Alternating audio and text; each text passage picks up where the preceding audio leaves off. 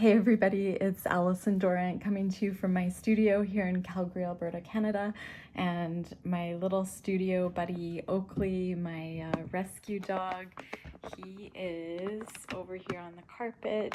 He's camouflaged, you can see him right in the corner here. So Oakley is in recovery mode. He is 48 hours, almost 48 hours post-op, and he had a very major dental surgery, face surgery, oronasal fistula correction in 3 different places. So basically he had an opening where a couple of his teeth had come out, and I won't get into the details, but he was really starting to struggle with his breathing and sneezing, and anyways, he had 13 teeth out, probably will need more, and so he's recovering here with me, and we thought we would do a video because that will keep us inside low-key, and he's on a soft food diet, so I feel for him today.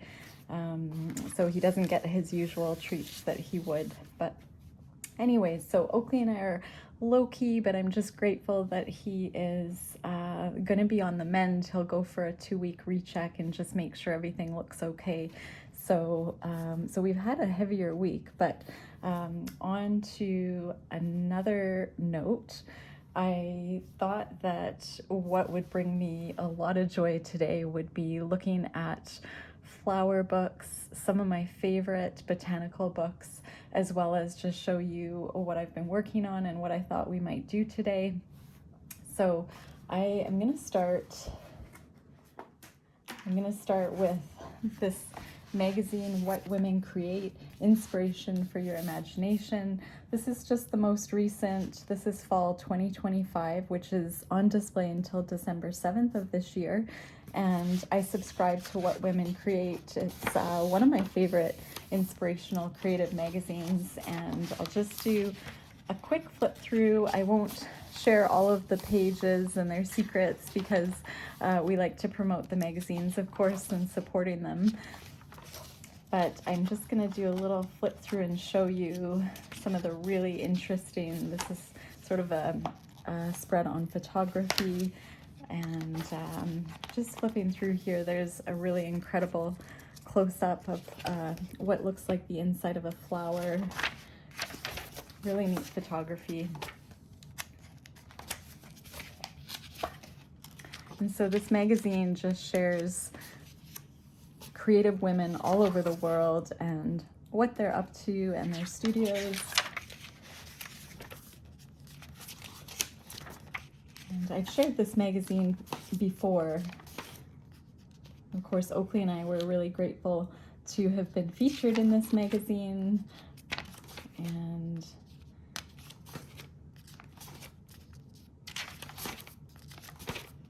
so I'm just gonna, again, do a quick flip through. Some really neat artist styles in here.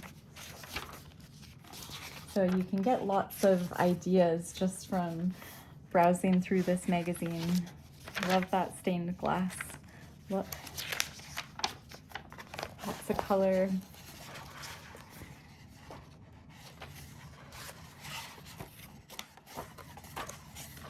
So that just gives you an idea.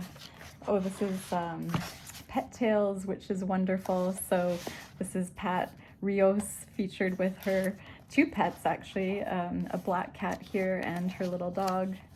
And it shows her beautiful animal art in the background. I just love that. I'll have to take a closer peek at this article.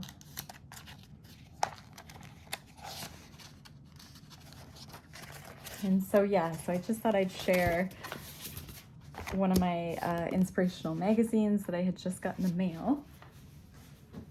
And I'm gonna go through a couple things. I'm gonna share what I've been up to. I myself have had to have a lot of heavy-duty dental work. My son actually just lost 2 teeth in the last 24 hours, and then so between me and Oakley and my son, we have a bit of a laugh because it's been it's been an expensive month, but it's been very much about dental. So this is just the greatest escape I could ask for today. I'm going to share a painting that I had just finished yesterday, actually. It was just waiting to be finished. I had it clipped near my fireplace, just with a little one of those little paper clips that can hold something thick together, and I love to kind of see what my art looks like in progress with that white border around it with a white mat. So that's how I kind of process my paintings when I'm trying to finish them. Now this one is very abstract. It's more abstract than I usually do. There's a hint of realism in the flowers. This is actually a monoprint that I had used of daisy. So you can just kind of see the beautiful texture from the flower. And there was a stamped on flower down here, which I had done collage over top. And for those of you that have been following me, you'll know that this is the color palette that I was using for my collection last fall, which was called Breaking Cabin Fever.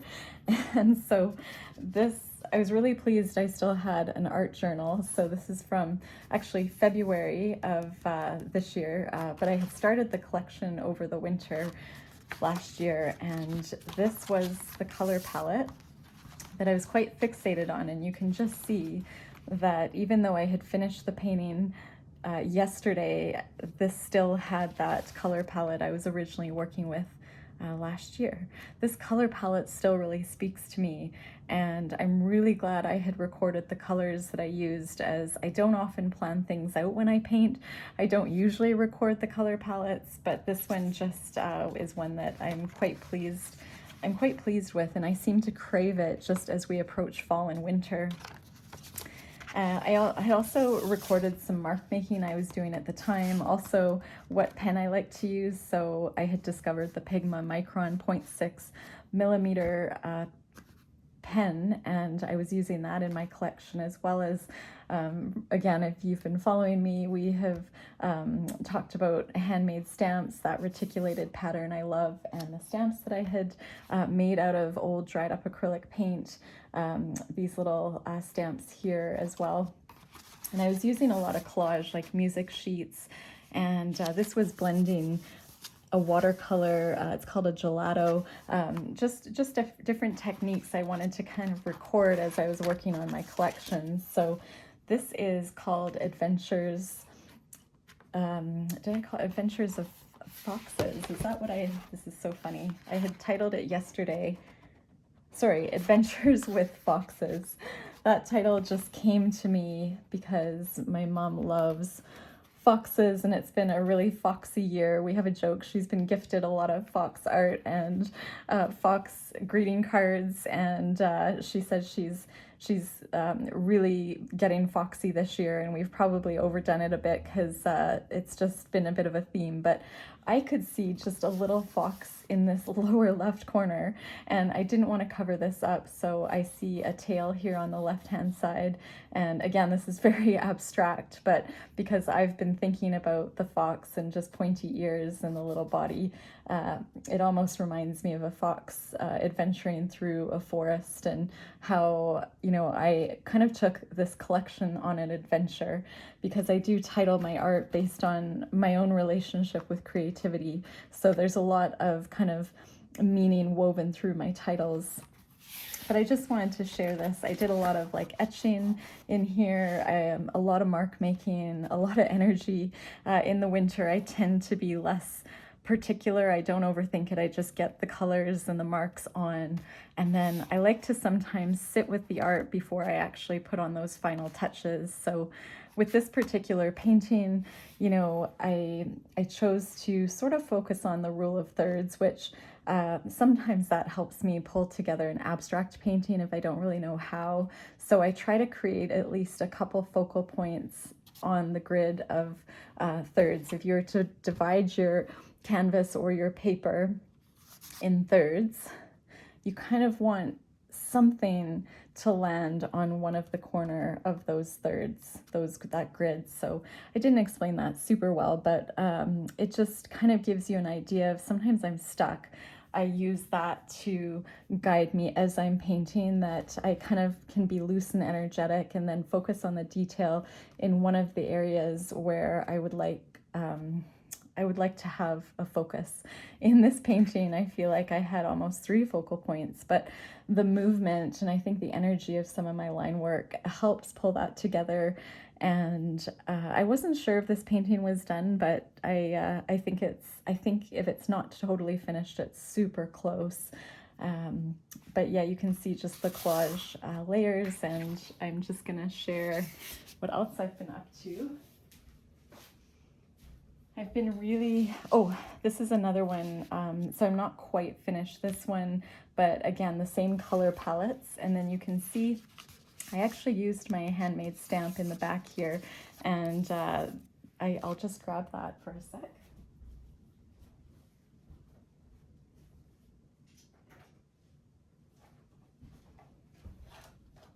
So I really love stamping in my art. This is that one of the reticulated patterns that I had created out of dried paint with you all on a video. I think I did it on video. I shared it on video. This was again another just a blank wooden block, and then I created this reticulated kind of leaf-like abstract line work through this stamp, and that's the stamp that you can see right here. Let's just see, I have several of them, which I love adding in my work. And then here's this one that I was trying to create a little pattern, and it ended up looking maybe like apples, maybe like a little cat face. Just an interesting pattern, and I love that it's my own mark making, so even if somebody wanted to replicate it or copy it exactly, unless they have sort of this stamp, it would be hard to achieve. So I like that about artwork, that we all kind of have our voice in our art. I wouldn't be able to sit down and copy a painting that I've already painted, even if I tried.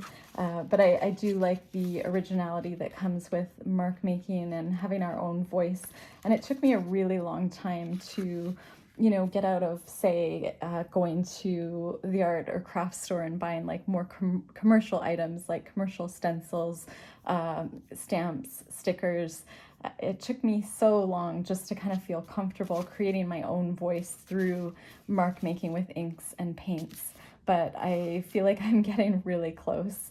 I was just thinking how with art and being an artist, you never actually truly arrive.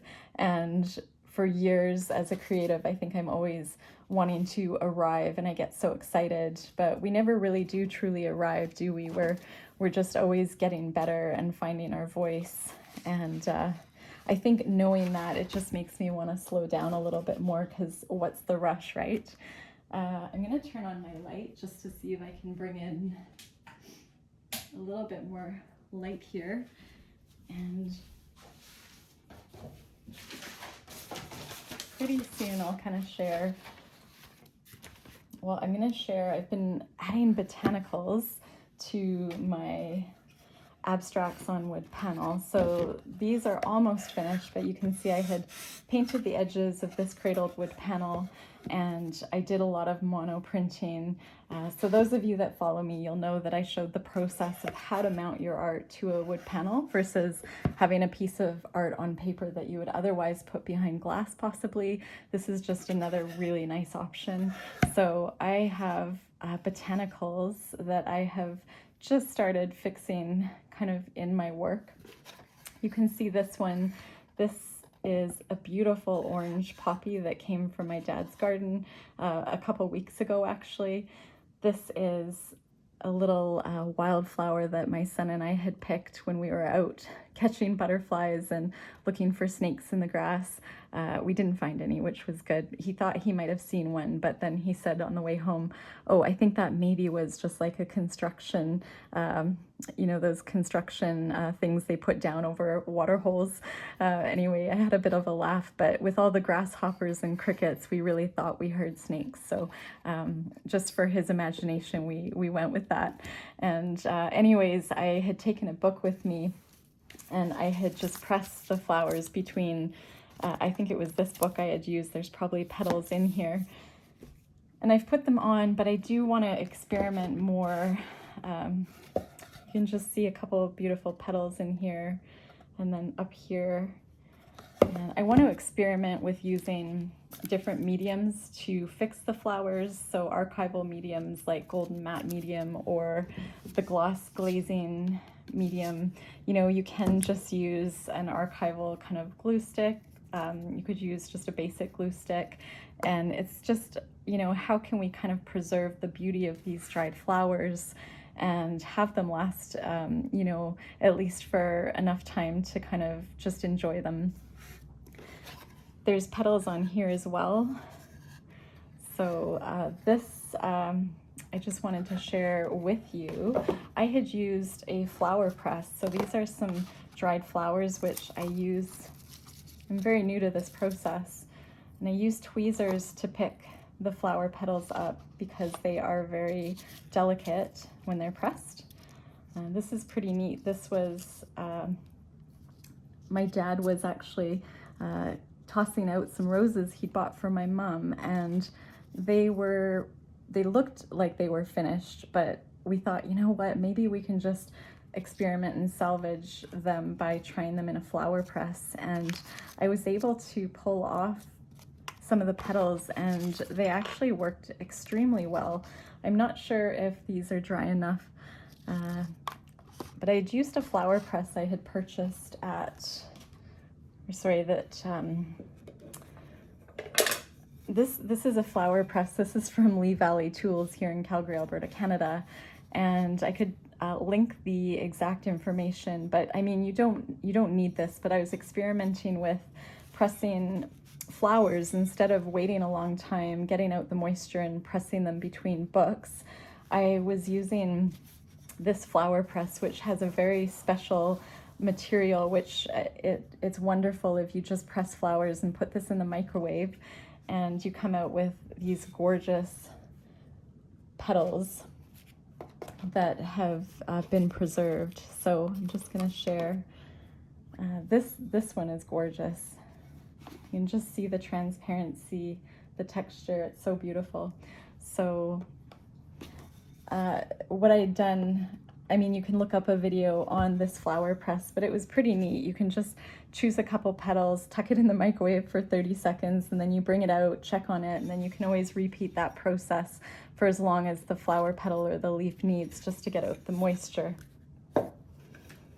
So that's been fun, but I thought what I would do soon is experiment with, you know, what flower petals, how well they do with these different mediums, and just kind of, you know, create a page and just experiment with each petal and figure out what works best. And sort of what surface do I like? Do I like the gloss coating? Do I like the matte medium? I see my husband is home, so I told him I was doing a video, so he's gonna sneak in, and we'll see if Oakley will be excited.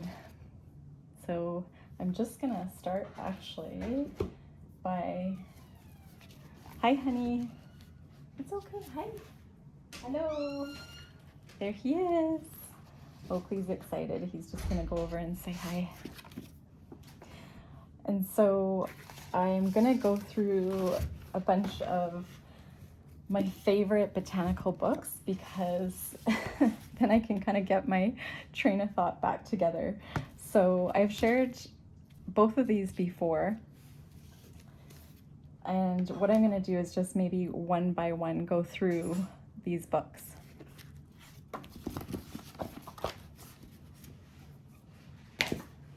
Okay, this is one that I got most recently. And I see that my lighting could be better. I'm not sure if I made it better or worse with putting on that light. It's called Flower Porn, and the name of this artist is Kaiva Kaimins. I think she's Australian. I haven't read this book entirely yet, but it is going to be wonderful to look through this winter. And there she is, yes, born in Melbourne, Australia.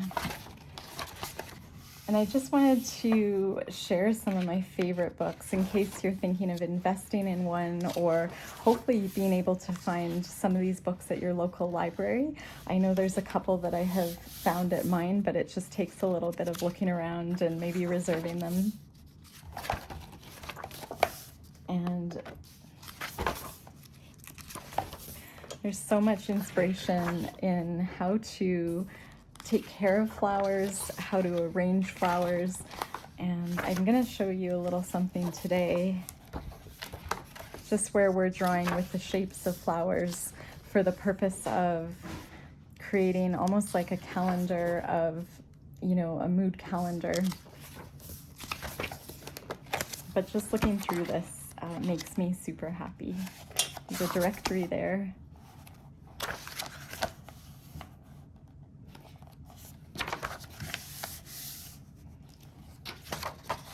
And again, not to go through the whole book, but just to share some of the beauty popping off the page, just in case it's inspiring or, you know, bringing you joy just to see it.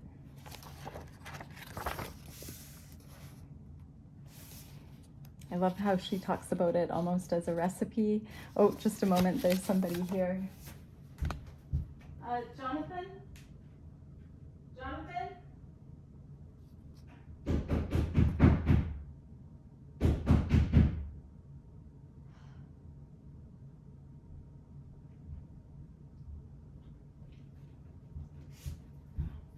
Sorry, I see that there's somebody here. This is too funny. It was supposed to be like a quiet day of recording. So I'm gonna just switch over and just let you look at this book for a moment, called Petal.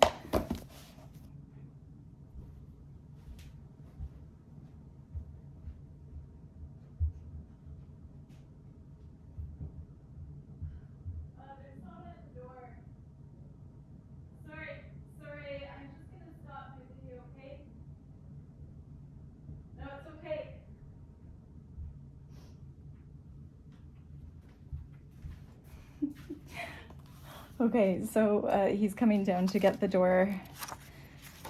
Oh, so life is unpredictable when you do unedited videos, and I have a feeling it's going to get more distracting. So I'm going to do a part 2 of this video, and I have a really cool project I want to share with you all. So we'll just leave with this flip through, and just thank you so much for being with me today. I will see you all soon.